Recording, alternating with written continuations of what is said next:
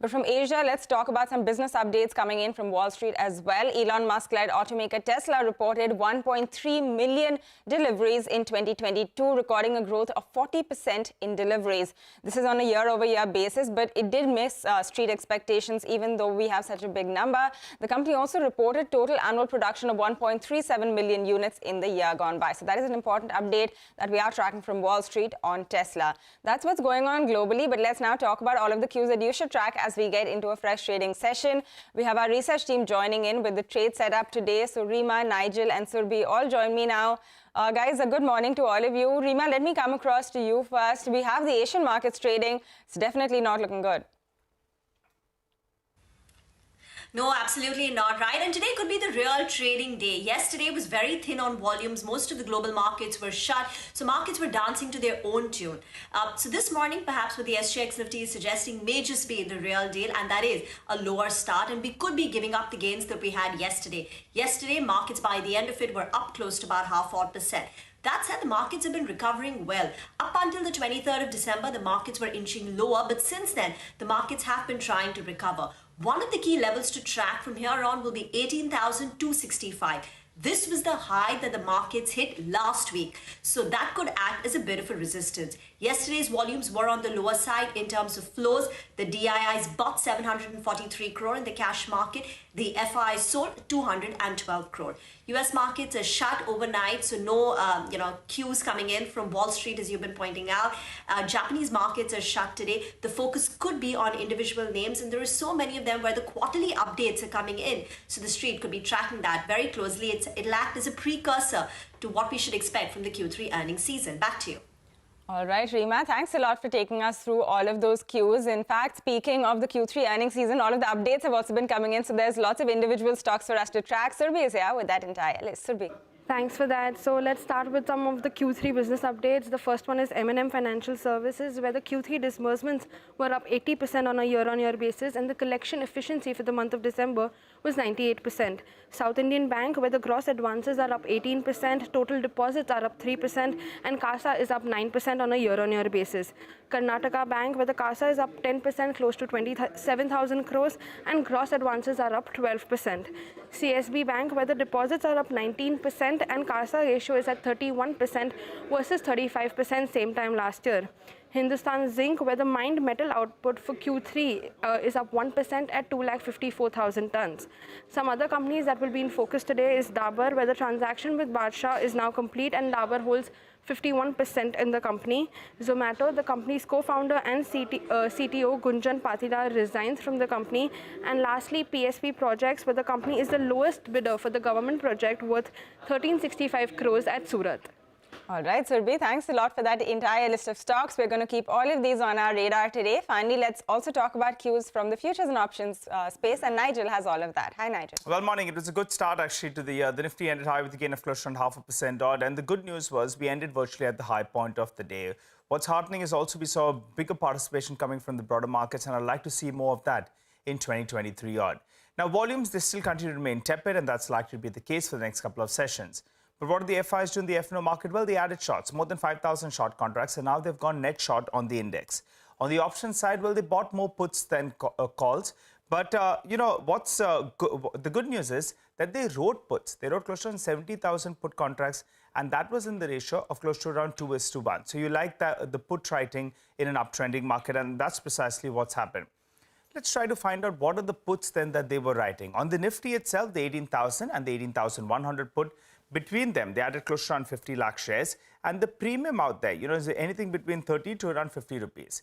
That's giving you a sense that maybe, in fact, that 18,000, 18,050 odd, the bulls are trying to push the base up of the market towards those levels, going by the options data. So the resistance zone for the Nifty comes in at around 18,320 odd and around 18,275 odd. That's between the 20 and the 50 DMA. But they were writing puts, and one strike on the Nifty Bank as well was fairly active. That's the 42,200 odd put. That was active. You saw close to around 10 lakh shares getting added out there. So that's giving you a sense that around 42,900 odd could be a bit of a support zone. In fact, we have a support zone on the Nifty Bank as well. That's between the 20 and the 50 DMA as well. The levels come up for you on the screen. The SGX Nifty suggesting a pullback of around 50 points odd. Maybe if you get a slightly deeper gash, maybe 1890 point downtake, risk reward could favor you, though we ran into resistance at around 18,250 to around 18,350. Back to you. All right, guys, welcome back. You're still tuned into Power Breakfast. Now, some important news. The government has hiked windfall gains taxes in its latest fortnightly review. So the special additional excise duty on crude has been hiked to 2,100 rupees a ton. This is from the earlier 1,700 rupees a ton that we had. The duty on diesel has also been increased from 5 rupees a litre earlier to 6.5 rupees a litre right now. And petroleum, meanwhile, continues to attract no duty, while that on aviation fuel has been hiked to 4.5 rupees a litre. This is from the earlier 1.5 rupees that we had on aviation turbine fuel. Remember that all of these changes are effective from today, that is the 3rd of January. So that is some important news that we are tracking. But like we were talking about earlier, a whole host of banks and NBFCs have all released their business updates for the 3rd quarter. It could be a lot about these stocks in today's trading session. So Abhishek is here to run us through the updates. Abhishek.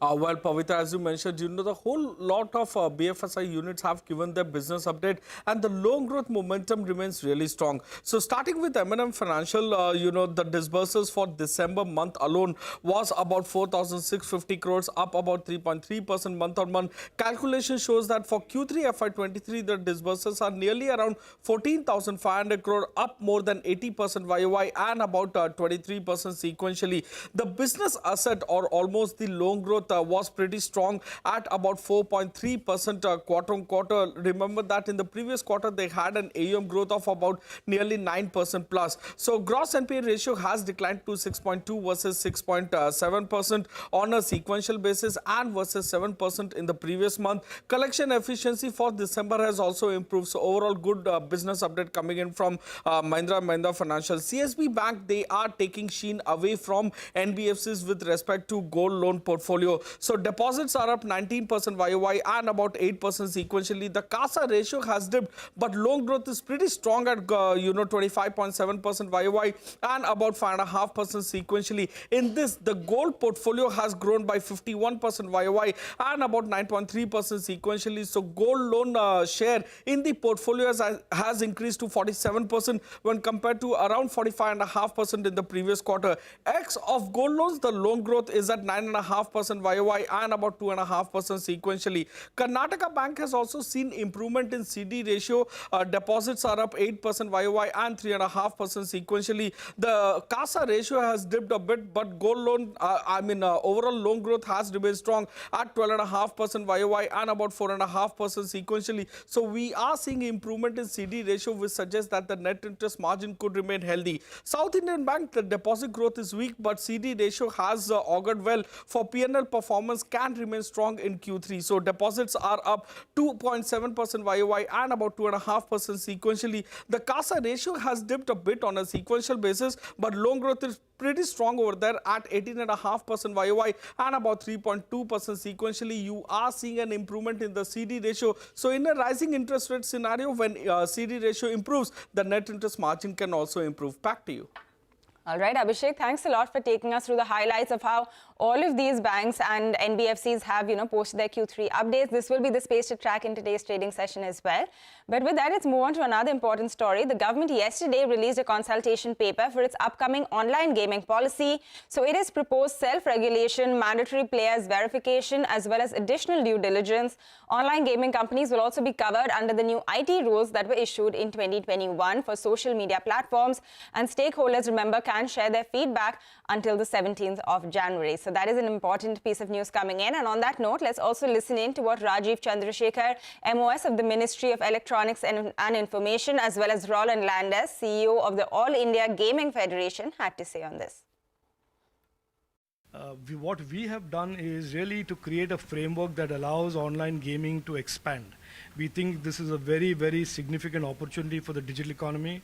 We think there are hundreds and thousands of startups that are waiting to come into the online gaming space and have been held back because of all the noise and ambiguity created by the various court orders. We have, in a sense, kept it very simple. What we have said is every young startup, every innovator who wants to get into the online gaming business has a very steady, precise roadmap that he or she can follow. The rules that we've seen at first glance clearly indicate that the industry is more or less complying with the requirements, and whatever needs to be done from here on as the self-regulatory organization, the SRO, that the MeitY has mentioned in the rules. Likewise, will align with the stakeholders that we already have, and also those who are not part of the AIGF. Whatever we have seen in the rules right now, so it does not get into the ambit of skill and chance. Guys, welcome back. You're still tuned into Power Breakfast on CNBC TV 18. And as promised, let's talk about the commodity space now. Manisha Gupta joins us with a quick update. Hi, Manisha. What are you tracking today? Thank you for that, Pavitra. Well, the first day of the year, and that was yesterday when the trading really began, and we saw one major move come in, and that was in the natural gas prices, which have slipped 7% overnight. Well, there has been weak industrial demand estimates which have been weighing on, and then it is about high production in U.S., high inventory in U.S. and Europe as well. That continues to weigh in. And not just the U.S. gas prices, the European gas prices have extended losses to the lowest since Feb 2022 as well. The mild weather, increased power generation from wind, all of those factors continue to weigh onto the market. So we're just about holding $4 per MMBTU. We did do a high of $10 per MMBTU in 2022 as well. So very sharp declines coming in for this one right now. All right, Manisha, thanks a lot for getting us that quick update from the commodity space. But here is an interesting story now. Over 1.65 lakh biryani orders, more than 16,000 plates of chole bhature, and over 61,000 Domino's pizzas. That's what India ordered on Swiggy on New Year's Eve. Meanwhile, Zomato saw 45% surge in order volumes versus 2021, while Blinkit got a single order worth over 28,000 rupees in Bangalore. So Shilpa is here to take you through everything that excited customers on New Year's Eve. Shilpa. Well, a large number of you may have been out partying on New Year's Eve, but if data from Swiggy and Zomato is anything to go by, an equally large number of people brought in 2023 at home. Now, expecting a huge rush through the night, orders started pouring in as early as 6:30 or even earlier, with Swiggy registering 1.3 million orders by 6:30 p.m. itself. Now, the platform saw most orders coming in from Bangalore, Hyderabad, followed by Mumbai, and then followed by Delhi and Chennai. Now, what did they order? Well, it's always biryani at the top of every food list. Now, even before 7:20 p.m., more than 1.6 lakh orders were placed for biryanis. And along with that, over 61,000 orders for Domino's pizzas, chole bhature and khichdi also, with a lot of people seeking home food or the comfort of home food. More than 12,000 orders for khichdi's were placed as well. Now, Zomato wasn't far behind. Its order volumes were up 45%, and 4 of which CEO Deepinder Goyal himself ordered. And at Zomato too, biryani was among the most ordered food items. But more than food, grocery orders were in high demand. Now look at these stats from Swiggy's Instamart. 1.76 lakh chips were ordered, more than 14,000 sodas, more than 14,000 lemons, and nearly 15,000 sodas, and all these even before 9 p.m. And some interesting standouts, well, 3,000 orders for stationery. And as the night progressed, orders for condoms too peaked. Now, it was a party at Blinkit as well. Over 56,000 packets of chips, 1.5 lakh lemons and other party essentials were ordered. And its biggest order was worth nearly 29,000 rupees from Bengaluru, a customer there. Now, in fact, Goyal also tweeted that Zomato delivered more orders just this New Year's Eve than it did in all the first 3 years of launching its food delivery service. Well, a happy New Year indeed for these platforms. All right, very, very interesting stats coming through there. Shilpa, thanks a lot for rounding all of that up for us. That is what India ate on New Year's Eve. But let's also quickly take a look at the Asian markets, which are really not looking good this morning. Cuts this right now are being led by the Kospi market. So that one is down 1.4%. So that sell-off has only intensified in the past few minutes that we have been talking. Hong Kong has recovered quite a bit. We were down 1.7% when we started. Now we're seeing a cut of just around 0.7%. But across the board, this is not a good first day for the Asian markets. The SGX Nifty indicating around a 50-point downtick at the start of the trading session. With that, we're going to wind down on this edition of Power Breakfast. Thank you guys very much for tuning in. Bazaar Morning Call is up in 2.